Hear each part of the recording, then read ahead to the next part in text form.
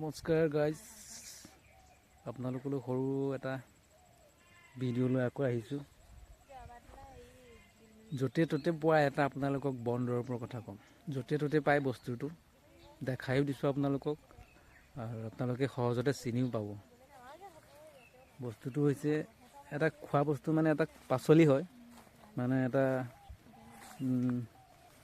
বন দৰৱ, মানে বনৰীয়া চব্জি। এইটো শাক গছ মই দেখাই আছোঁ আপোনালোকৰ, কিমান যে কাম কৰিব সেই গছজোপাই।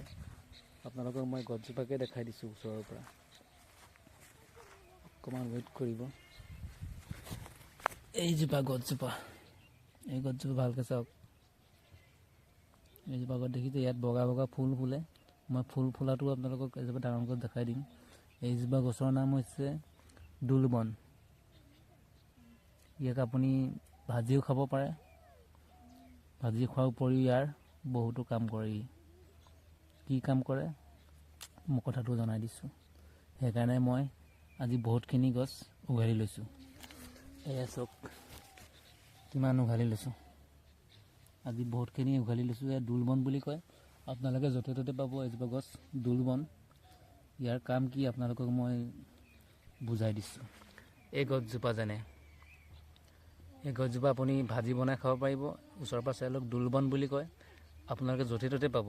ইয়াৰ কাম হ'ল কি, আপোনাৰ যদি মাথা বিষ হৈছে বা নাকৰ প্ৰব্লেম, মাংস বহা প্ৰব্লেম হৈছে, তেতিয়া আপুনি এই গছজোপা, দোলবন গছজোপা, এইটো আমি খাবৰ কাৰণে লৈছোঁ কাৰণে সৰু সৰু জোপা লৈছোঁ। আপুনি যেতিয়া আপোনাৰ এই বস্তুটো এটা মেডিচিনত মানে দৰকাৰ কৰিব, তেতিয়া আপুনি কেনেকুৱা গোটাব, তেতিয়া আপোনালোকে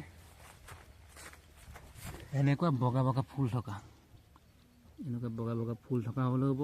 এই গছজোপা বহুত ডাঙৰো হৈ যায়, বহুত ডাঙৰ হৈ যায়। মই সৰু সৰুবোৰ দেখাই দিছোঁ আপোনালোকক। এইৰকম উঘালিব শিপাই সৈতে, এইটো শিপাই সৈতে এনেকৈ উঘালিব। শিপাই সৈতে উঘালি ধুনীয়াকৈ ধুব। ধুই পেলাই আপোনালোকে ইয়াক পিচ পিচকৈ শিপাই সৈতে কাটিব। কাটি ইয়াক পিচি পিচি পিচি ইয়াৰ ৰসটো উলিয়াই অকণমান পানীৰ মিহলাই আপুনি ৰাতি শুবৰ সময়ত দুটা নাকত দুটোপাল দি শুই থাকক। যেতিয়া আপুনি এই টোপালটো নাকত দিব, তেতিয়া আপোনাৰ কিন্তু অকণমান নাকটো জনাব পাৰে।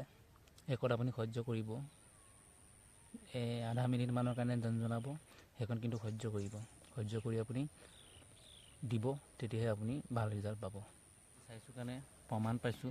ময়ো বেলেগৰ পৰা শিকিছিলোঁ দৰৱটো, সেইকাৰণে আপোনালোকক কৈছোঁ। একো ছাইড এফেক্ট নহয়।